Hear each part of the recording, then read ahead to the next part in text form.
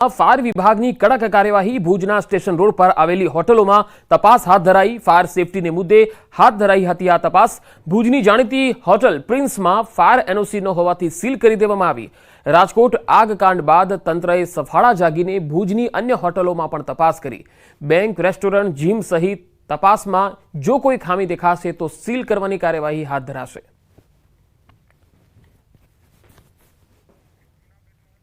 Pen અને school રિક્ષાનો આજથી fitness test શરૂ થઈ ગયો છે, જે માટે જરૂરી ડોક્યુમેન્ટ્સ જે વાહન પાસે હશે એ જ ફિટનેસ ટેસ્ટમાં પાસ થશે। ઉપરાંત કેટલાક નિયમો પણ કડક કરી દેવાયા છે, જે પૈકી સ્કૂલ વેનમાં ફક્ત 14 બાળકોને જ બેસાડી શકાશે।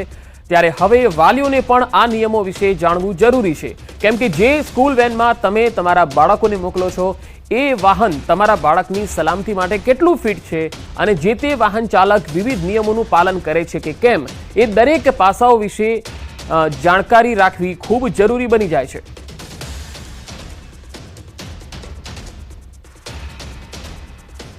ડોક્યુમેન્ટમાં અમારી આરસી બુક સૌથી પહેલાં આરસી બુક માગે છે। જૂનું પરમિટ હોય તો જૂનું પરમિટ માગે છે, એના ઉપરથી પરમિટ રિન્યૂ થતું હોય છે અને એના ઉપરથી જ અમારું ફિટનેસ સર્ટિફિકેટ મળતું હોય છે।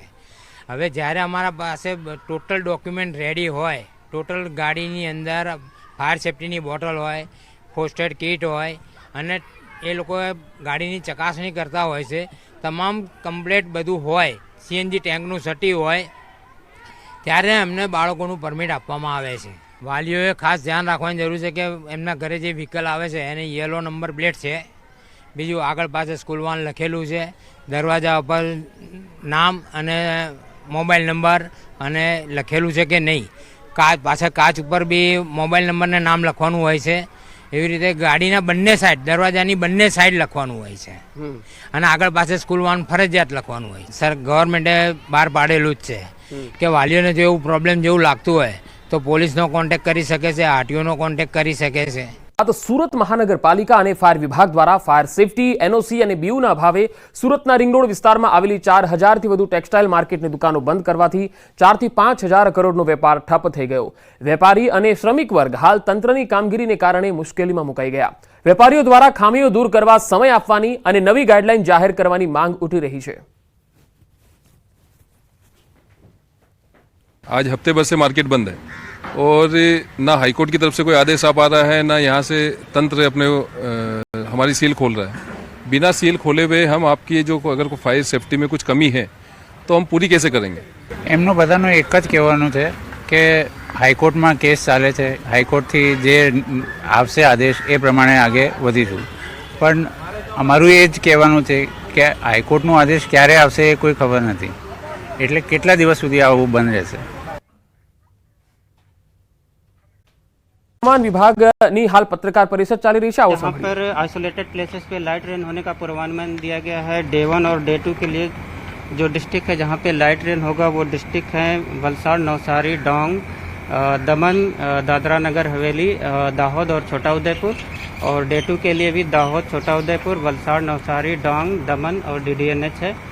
और डे 3 की बात करेंगे जहाँ पे आइसोलेटेड प्लेसेस पे लाइट रेन होने का पूर्वानुमान दिया गया है। वो डिस्ट्रिक्ट है पंचमहल, दाहोद, छोटा उदयपुर, नर्मदा और वलसाड़, नवसारी, डोंग, दमन, DDNH है।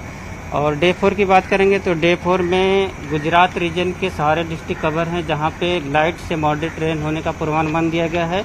और नॉर्थ गुजरात के जो डिस्ट्रिक्ट हैं जहाँ पे लाइट से मॉडरेट रेन होने का पूर्वानुमान दिया गया है वो है गांधीनगर, अरावली, खेड़ा, अहमदाबाद, आनंद, पंचमहल, दाहोद और महिसागर। और डे 5 की बात करेंगे तो डे 5 में जहाँ पे लाइट टू मॉडरेट रेन होने का पूर्वानुमान दिया गया है उसमें गुजरात रीजन के सारे डिस्ट्रिक्ट कवर हैं और नॉर्थ गुजरात के गांधीनगर, अरावली, खेड़ा, अहमदाबाद, आनंद, पंचमहल, दाहोद और महिसागर हैं।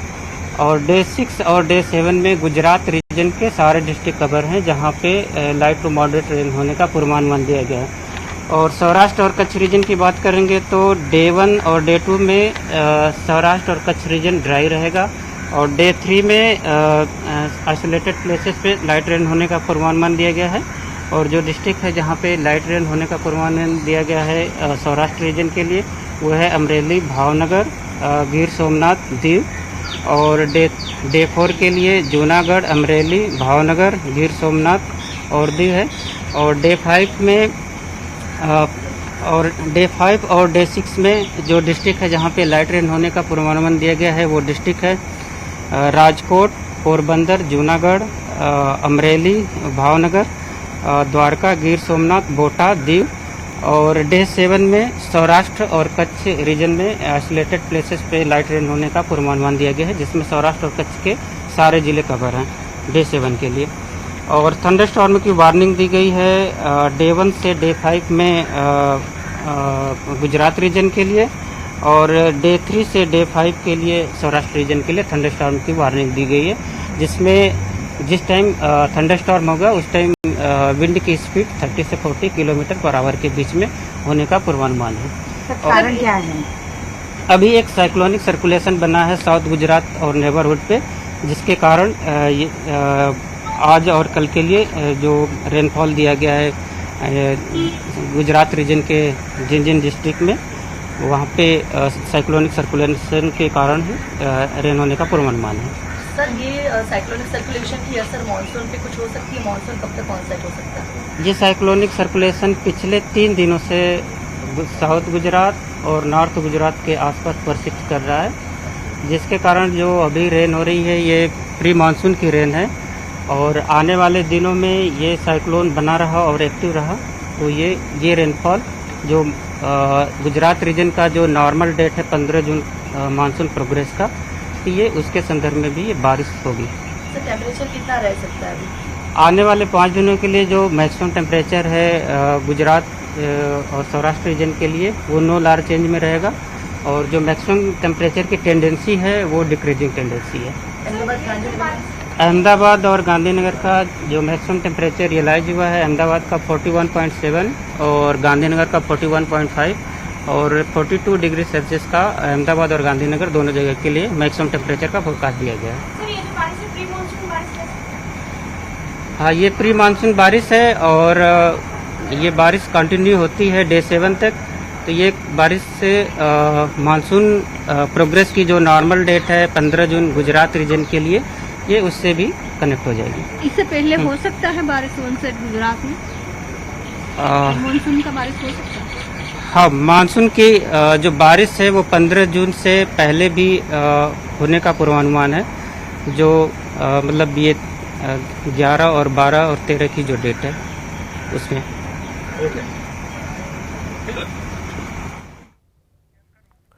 તો હવામાન વિભાગે આગાહી કરી છે ઉત્તર ગુજરાતના જિલ્લામાં વરસાદની આગાહી રહેશે, જ્યારે દક્ષિણ ગુજરાતના પણ અનેક વિસ્તારોમાં વરસાદની આગાહી છે। ગેમ ઝોન અગ્નિકાંડનો જે મામલો હતો, આમાં ગંભીર આરોપ પર નીતિન રામાણીની સ્પષ્ટતા। રામાણીએ ન્યૂઝ 18 પર કર્યો મોટો ખુલાસો। ઇમ્પેક્ટ ફી ભરવા માટે ભલામણ કરી હતી, બાંધકામ કાયદેસર કરવા મેં ભલામણ નહોતી કરી। એમડી સાગઠિયા લાંચ લેતા હોવાનું સ્વીકાર્યું।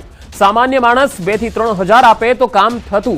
आर्किटेक्ट मार्फते चालती हती चेन। मृतक प्रकाश जैन मारा संपर्क में हतो।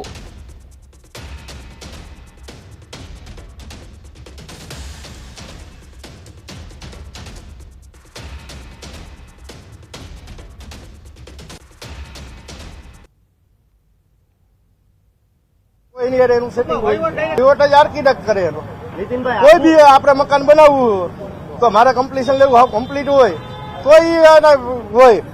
आर्किटेक्ट करता जो आपने प्लान मेलवो होय तो आपने मारे पोताने मैं प्लान मेल्यो होय तो जोई मैं दीधा नहीं बस ये है आर्किटेक्ट बताए कि आવું હોય એટલો ખર્ચો થાય ચેનલ હોય એની કઈ રીતે એટલે આર્કિટેક્ટ કાઢે ચેનલ હોય મેરે અધિકારી હા તો જ એની ફાઇલ 2000 3000 જેવું પછી શેડ ને જેવું મકાન ને એવું હોય એમાં ફાઇલ નું પ્લાન પાસ કરાવવો હોય તો એ રીતે હોય એમાં એમાં એવું હોય નાના મોટું હોય ભૂલ એટલે થોડું ઘણું હાલતું હોય એમ અને આટલો ટાઈમ હાલતું હતું એવું તો નથી સંડોવણી લાગે છે હા આમની સાથે અન્ય કોઈની સંડોવણી હવે તો આમાં તપાસ કરે ને પછી નીકળે તો વાત અલગ છે।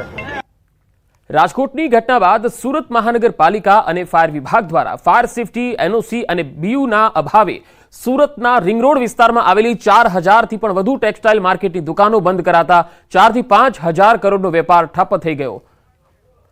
હાલ મહત્વપૂર્ણ ખબર આવી રહી છે કે રાજ્ય સરકાર વતી સરકાર મનપાના સોગંદનામા પર દલીલો ચાલી રહી છે અને રાજકોટમાં અગ્નિકાંડ મામલે હાઈકોર્ટે કડક વલણ અખત્યાર કર્યું છે. આ એક મહત્વપૂર્ણ ખબર. સુઓ મોટો અરજી પર હાઈકોર્ટમાં સુનાવણી થઈ અને આ સુનાવણીમાં હાઈકોર્ટની કડક ટિપ્પણી જોવા મળી છે. સરકારની કાર્યવાહી સામે હાઈકોર્ટે સવાલ કર્યા છે.